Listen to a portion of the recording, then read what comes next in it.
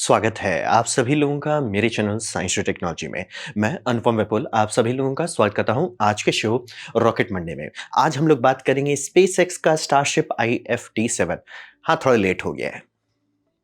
तो ये IFT-7 7th flight था और ये समझिए 16 जनवरी को हुआ, वो ओरिजिनल डेट नहीं था। 16 जनवरी को हुआ 22 मतलब ऑलमोस्ट रात के 10 बजे यूनिवर्सल टाइम कोऑर्डिनेट में। भारत के लिए था 4:07 सुबह में। और ये ब्लॉक 1 बूस्टर का था। बूस्टर का नंबरिंग था 14 और ब्लॉक 2 यानी कि ये पहला मार्क 2 स्टारशिप था। शिप का नंबरिंग था 33 और बूस्टर रिकवरी करना था इनको। इनको प्लेलोड डिप्लॉयमेंट करना था। ये इनका बहुत बड़ा स्टेप होता अगर सक्सेसफुल होते कि एक्चुअली अगले बार से कुछ लॉन्च करो, क्योंकि मैं एकदम क्लियर करना, अभी स्टारशिप कुछ नहीं है। स्टारशिप सिर्फ एक काम करने के लिए अभी जितना डिजाइन है उसमें सिर्फ मेहनत किया गया है, वो है कि स्टार लिंक के सैटेलाइट को लॉन्च करें। तो जो डमी पेलोड ले जा रहे थे, dummy as in like just weight simulators था, वो स्टार लिंक के सैटेलाइट का फुल साइज का था। अगर वो डिप्लॉय कर पाते तो अगले बार से वो उसे टेस्ट करना शुरू कर देते, तो ये एक्चुअली गाड़ी आगे बढ़ना शुरू हो जाता, लेकिन ये हुआ नहीं। और इंजन रीलाइट करना था स्पेस में, वो ऑलमोस्ट हो ही जाता।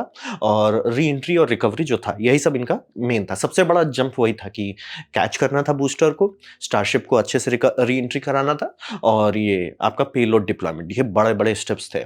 अब रहा बात की जितना भी चेंजेस था मार्क 1 में, उससे कहीं बड़ा चेंज लॉग बनाए, यानी कि अगर आप जब भी कोई बहुत बड़ा चेंजेस होता है चेंज लॉग बनाया जाता है, क्या क्या आप चेंज किए। बहुत चेंज किए थे, यानी कि जो कटाट का चेंजेस किया गया था, बहुत सारे चेंजेस किए गए थे। स्टारशिप में बूस्टर में ज़्यादा छेड़खानी नहीं हुआ था, यानी कि बूस्टर का ये डिज़ाइन ऑलमोस्ट संतुष्ट है। मतलब ये बूस्टर ऑलमोस्ट फिनिश करने पे आ सकता है कि मार्क 2 बनाने टाइम ऑलमोस्ट फिनिश कर दें। तो ये हुआ IFT-7 बम बम बूस्टर और नया नौटंकी स्टारशिप। अब बात करते हैं टेक ऑफ में, बहुत इनका फचांग हुआ। आप लोगों में से जो लोग देखे होंगे, मैं ब्लू ओरिजिन का लॉन्च को भी बहुत धांधली हुआ, स्टारशिप का भी बहुत धांधली हुआ। मतलब कब का लॉन्च होना था, नहीं हो पाया। इनिशियली शेड्यूल था 13 जनवरी को करना था 2025 में, उसको 2 दिन का पोस्टपोन्ड किया। उनको कुछ टेक्निकल डिटेल आ गया, वो पोस्टपोन्ड कर दिया। फिर 15 जनवरी अनफेवरेबल वेदर हो गया, फिर खिसका दिए। फिर फाइनली लॉन्च किए हैं 16 को, यहाँ डेट कर ले दिया। तो बेसिकली वही समझिए कि काफ़ी खिसकाने के बाद ये फाइनली लॉन्च हुआ। लेकिन हाँ, लॉन्च सक्सेसफुल, एकदम स्मूथ। और इसका टेक ऑफ वेलोसिटी हर लॉन्च में लगता है थोड़ा-थोड़ा बढ़ाते जा रहे हैं। मतलब कि आप क्लॉक देख सकते हैं, जो नीचे दिखाता है T-1 सेकंड, T-2 सेकंड, मतलब किस स्पीड पे ये पिकअप पकड़ रहा है, किस स्पीड पे कितना ऊँचाई क्लियर कर रहा है, बहुत ज़्यादा तेज़ है। मतलब एकदम भाग रहे हैं, एकदम स्पीड बहुत तेज़ है इनका। तो ये हो गया, टेक ऑफ कर लिया अच्छा से। अब बात करते हैं बूस्टर का, जो सबसे बड़ा बात था। बूस्टर समझिए पहला अटेम्प्ट था उन्होंने कैच करने का, वो कर लिए थे, लेकिन उसमें आग लग गया था। आप देखे होंगे कि वहाँ से जो गैसेस निकाले वो ठीक से नहीं हुआ था और काफ़ी सारे चीज़ डैमेज भी हुए थे, लेकिन लैंड कर गया था, मतलब कि उसे कैच आर्म पे कैच कर पाए थे।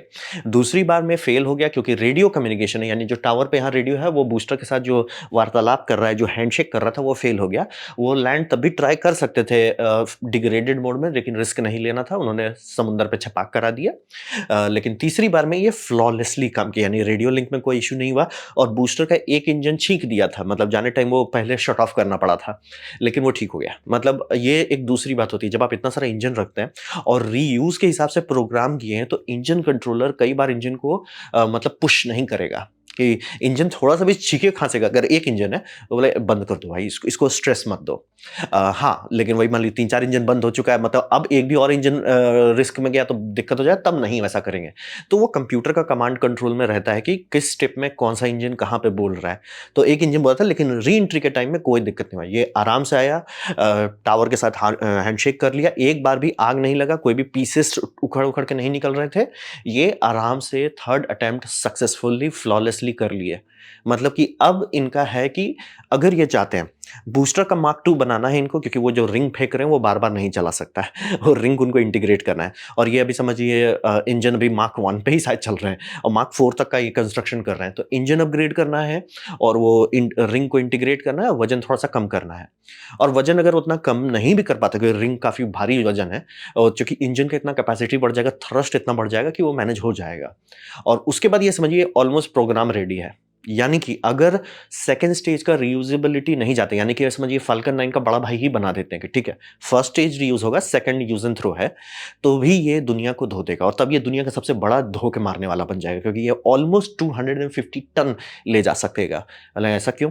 क्योंकि तब सेकंड स्टेज जो है उसमें जितने इंजन लगेंगे सब में वैक्यूम ऑप्टिमाइज्ड इंजन लगेंगे, जो कि हाई एल्टीट्यूड से वैक्यूम तक में बहुत एफिशिएंटली चलता है। पहला वो फायदा होगा। दूसरा, जितना भी एरोडायनेमिक सरफेस है सबको फेंको, जितने भी उसमें ये हीट टाइल्स है सबको फेंको, उतना उसमें वेट लॉस होगा। जितना भी मतलब अंदर में प्लम्बिंग लगाया गया है कि उसको री एंट्री के टाइम में हेल्प करना, सब फेंको, इतना वजन उससे कम हो जाएगा कि बहुत आराम से वो 200 टन तो मुंह दिखाई का वो पहुंच सकते हैं, और 250 टन अगर पुश करते हैं तो उनके पास रॉकेट ऑलमोस्ट समझिए रेडी है। यानी कि जिस टाइम ये बूस्टर को ऐसा बनाते हैं कि रिंग नहीं फेंक रहे हैं, ऑलमोस्ट इनका ये डेवलपमेंट फ्रीज कर सकते हैं कि ठीक है सर, डेवलपमेंट हो गया, जब आगे गाड़ी आगे बढ़ जाएगी, आगे सारी चीज़ सॉर्ट हो जाएंगे, तब इसे दोबारा अपडेट करेंगे, लेकिन अभी फ्रीज कर सकते हैं।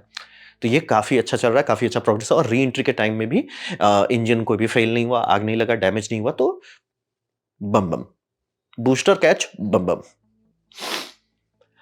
अब बात करते हैं बूस्टर के बाद हो गया स्टारशिप। स्टारशिप तो बूमे हो गया।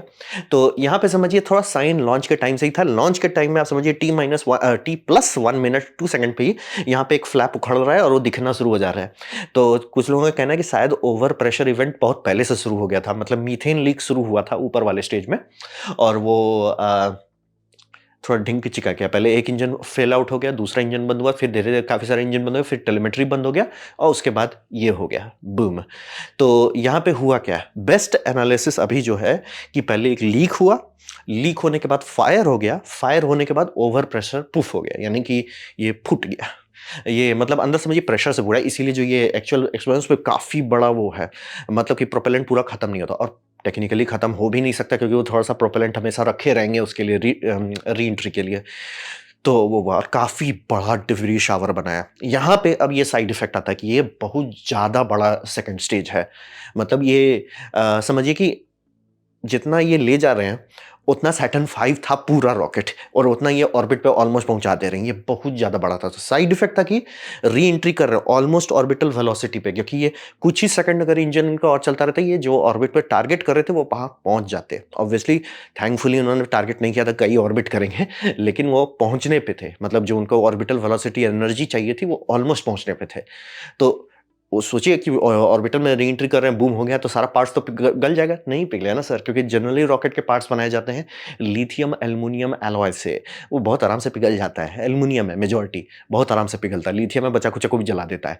अब रहा बात कि स्टेनलेस स्टील डाल रहे हैं, जिसमें इतना सारा हीट टाइल है, वो नहीं जलेगा। इतना बड़ा है कि वो मतलब पुश कर दे रहा है एटमॉस्फेयर से। लोगों की गाड़ी पे गिरा है, मतलब एक्चुअली लोग के गाड़ी पे गिर गया एक पीस। तो ये काफ़ी बड़ा बूम हो गया। अब बात करते हैं भविष्य में क्या होगा। तो यहाँ पे समझिए कि ये बहुत बड़ा मेस बना दिया, तांडव बहुत बड़ा किया। लूज देखिए बूस्टर का जो था, बूस्टर ऑलमोस्ट यहाँ पे है कि 1-2 लॉन्च के बाद बूस्टर को ये फ्रीज़ कर सकते हैं कि ठीक है सर, बूस्टर से हमारा मन खुश हो गया है, बूस्टर को छोड़ो, आप छेड़ो मत, अब इसका स्टारशिप पे काम करो। स्टारशिप जो है बहुत गंदा लूज मोशन कर दिया, और इतना बड़ा डिब्री क्लाउड बनाया। ये अब लोगों को समझ में आ रहा है कि एक होता है क्लेम करना कि ठीक है सर, हम बड़ा रॉकेट लॉन्च कर रहे हैं। ठीक है सर, आप कर रहे हो, बहुत अच्छी बात है, कोई बात नहीं है। लेकिन उसका सर ऊप्स होने पे कितना बड़ा ऊप्स होता है, वो दिखा लोगों को कि अच्छा, इसका ऊप्स लिटरली दूसरे पार हो गया। और वो भी सोचिए ऑर्बिट नहीं गए थे तब हुआ। अगर री एंट्री के दरमियान होता, वो कहीं पे भी हो सकता, वो अमेरिका के ऊपर से गुजरेंगे उस टाइम पे। तो ये सब मामला जो है, अब लोगों को थोड़ा ढंग से सोचना पड़ेगा कि इसको क्या करना है, कैसे करना है। और ये कह देना बहुत नहीं, ऐसा बना देंगे ना एकदम परफेक्ट सेफ होगा, ऐसा कोई इंसान का बनाया हुआ चीज़ नहीं हो सकता जिसमें कभी कोई फॉल्ट ना हो। हम लोग प्लेन इतना बनाते, इतना एक-एक स्टेप पे मेहनत करते हैं, तो भी ऊप्स होता रहता है। बस हम लोग ये करते रहते हैं कि 1 लाख फ्लाइट में करते हैं, 1-2 ऊप्स होता है। 10 लाख फ्लाइट करते हैं, तो भी 1-2 ऊप्स होता है। रॉकेट में भी वही होगा। अब वो तो हम बहुत ऑप्टिमिस्टिक जा रहे हैं कि फ्लाइट लेवल पे पहुँच जाएँगे उतना जल्दी, अभी तो नहीं होना है। तो ये थोड़ा-सा मतलब लोगों को थोड़ा-सा रिकैलिब्रेट करना है कि कहाँ-कहाँ पे इसका ऑर्बिट ले जाते हैं, कहाँ-कहाँ पे रिस्क करते हैं और कैसे मैनेज करते हैं। बस ये कह देना कि नहीं, अगली बार नहीं होगा। इट्स लाइक सर, प्लेन बनाने टाइम में भी उसमें 3 ब्लैक बॉक्सेस डाले जाते हैं, जान के कि कभी ऊप्स हुआ तो हमें डेटा तुरंत मिल जाए। तो वही समझिए ये जो स्टारशिप का जो साइज़ है ये बहुत बड़ा है और प्लस प्लेन्स को ये डालना पड़ा, क्या बोलते हैं वेटिंग पैटर्न में डालना पड़ा क्योंकि बहुत जहाँ पे गिर रहा था कोई रिस्क लेगा नहीं, ऑब्वियसली रिस्क नहीं लेगा। तो और वो अभी प्लेन्स का बहुत बुरा टाइम चल रहा है, एक के बाद एक प्लेन उड़े जा रहे हैं, तो ऑब्वियसली कोई रिस्क नहीं लेना चाहता था। तो अब ये देखिए इससे असर ये पड़ता है कि इनका गोल स्पेस एक्स का गोल है कि 25 लॉन्चेस करेंगे ईयर 2025 में, यानी इस साल में। आप देखेंगे कि फरवरी तो ऑलमोस्ट खत्म होने वाला है और फरवरी में बेस्ट केस सिनेरियो है कि 24 फरवरी को ये शायद लॉन्च कर सकते हैं। क्या कर पाएंगे? चांसेस बहुत कम है, बहुत टाइट का चांसेस है। तो प्रोबेबिलिटी कि हाँ हो सकता है कि आखिरी आखिरी में पिकअप करने लगे, बहुत सारा चीज़ रेडी है और बूस्टर पे तो मुझे लग ही रहा है कि ये 2-3 लॉन्च के अंदर बूस्टर से ये हाथ धो सकते हैं कि सर बूस्टर हो गया है, वो सॉर्टेड है, डन सर, चिल सर, और फिर अब स्टारशिप पे मेहनत करेंगे। तो देखिए 25 गोल होने में लेकिन अब तो मुश्किल है क्योंकि ये जो इतना बड़ा ये डिब्री क्लाउड बना, आप इसको कंपेयर कर सकते हैं, थोड़ा मोर्बिड होगा लेकिन आप कंपेयर कर सकते हैं स्पेस शटल का डिब्री क्लाउड जो बना था, जो कल्पना चावला री एंट्री की थी, कैसा वो बहुत छोटा था, ये बहुत बड़ा एरिया में बनाया। अब बोला नहीं, इसका साइज जो है आम पब्लिक को समझ नहीं आ रहा कि कितना बड़ा चीज हम लोग अंतरिक्ष में फेंक रहे हैं। वो इतना बड़ा है कि एटमॉस्फेयर उसको बोला भाई हम नहीं संभाल सकते, अब प्लस उसमें आपने हीट शील्ड डाला हुआ है, हम नहीं संभाल सकते, प्लस स्टेनलेस है, स्टेनलेस तो बोले हम टिके रहेंगे, 700 डिग्री सेल्सियस पे हम टिके रहेंगे। तो मामला थोड़ा डामाडोल, मैं आराम से एक्सपेक्ट कर सकता हूँ कि 12-13 लॉन्च करने में ही इनका बैंड बच सकता है 2025, अगर स्टारशिप अच्छे से नहीं बिहेव किया। बूस्टर इनका अच्छा चल रहा है, बूस्टर बनाने वाले इंजीनियर बम बम, स्टारशिप वाले इंजीनियर्स को अच्छा से इलॉन बात कर रहे हो, भाई क्या कर रहे हो भाई। तो ये था मेरा प्रेजेंटेशन, थोड़ा सा लेट हो गया, मैं दिल्ली में था तो क्या करता। स्टारशिप के लॉन्च के बारे में उम्मीद करता हूँ आपको अच्छा लगा, कुछ सीखने में कुछ समझ में आओ। अगर ऐसा है लाइक कर दे, दोस्तों शेयर कर दे, उससे मेरा भला होगा। आपको अगर इंग्लिश में मेरा चैनल देखना है, मेरा चैनल का नीचे डिस्क्रिप्शन में लिंक दिया हुआ है जो इंग्लिश चैनल पे आपको ले जाएगा, सारे वीडियो इंग्लिश में अवेलेबल है। दूसरा, अगर आपको नहीं पसंद आया कोई बात नहीं, आप डिसलाइक दबा सकते हैं, मैं कहूँगा डिसलाइक 2 बार दबाए, उससे मुझे पता चले कितना नापसंद हुआ है। मैं आपसे कहूँगा कमेंट लिखें, मैं हर कमेंट को पढ़ने की कोशिश करता हूँ। आपसे कहूँगा सब्सक्राइब कीजिए, बेल दबाइए अगर आप फ्री हैं तो। आपने वीडियो दिखा मुझे जान के बहुत खुशी हुई। धन्यवाद।